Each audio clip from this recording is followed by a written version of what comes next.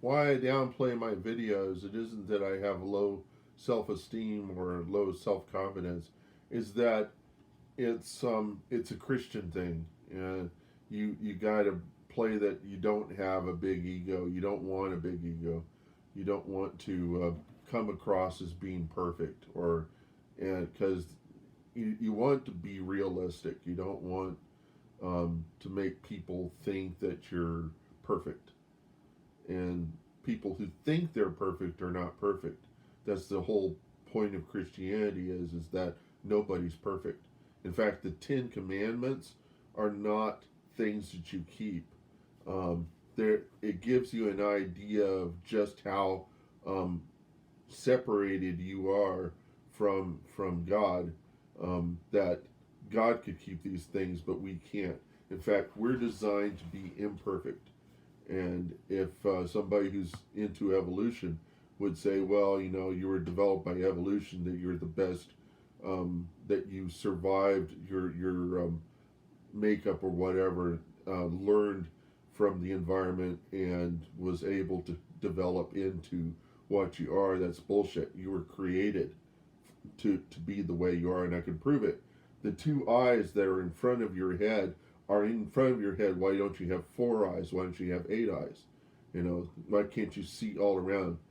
The more things that you've got, the more senses you've got, it's going to increase your amount of perception. The fact that we have such limited perception, we only got ears, we only got two eyes, we only got two ears, and our entire body is a sensory, it has senses and stuff, but some senses, you've probably seen these mapping of the sensory organs to the rest of your body, and just how much, if you mapped out your senses equally, um, the sensory organ, you would see that we got really big hands, and we got really small body with really big eyes and big ears, and so where we've got a lot of our senses are in limited places, but not all over. And the whole thing there is really that we're to explore the world, and that's the reason why we got two eyes in front of our face, and we don't have eyes all over, because if we had eyes all over, we'd probably never leave the building. We'd be completely aware of everything that's going around us, and nobody would be able to function in an environment where everybody had absolute perception. And God has absolute perception, but that also means that God doesn't have the capability to sin, because God can see everything. And but we can't. We've got limited perception, and a lot of what evolutionary thought processes are, and what people are trying to do through science is to increase our longevity, and to increase our amount of sensory functions, so as to give us a lot more perception. But if you get a lot more perception, then you're going to be less like a human. You'll be more like a robot. And so, by having limited senses, it increases the creativity that goes on in the brain, and what's going to what's going to express to God and express to those that created you, um, best, your personality that unfolds, and your ability to deal with all sorts of situations. And that's really what life is about, is that you're being tested all the time. And that you're trying to develop your skill in being concerned about others, and being less concerned about yourself, but still loving yourself to a degree, and not to let others um, change your position with your relationship to God. And so, even if I'm not doing it well, Jesus told people that even if they're not doing it well, still listen to what they have. Don't do as they say, don't do as they do, and so um, that that's kind of evangelism 101 is that you just keep trying to spread it, what you feel is good, but even if you're not successful out of it at it, you'll escape uh, you'll escape into you'll be saved, but the building you're in will disintegrate, and so um, that's the worst case scenario. The best case scenario is that you create um, you change people's lives, and those people, they cause a domino effect of change and progress, and you hope that the world will change as a result, and that the things you see in the news and all this stuff will someone out there will get it, you know, rather than you going around and changing people individually.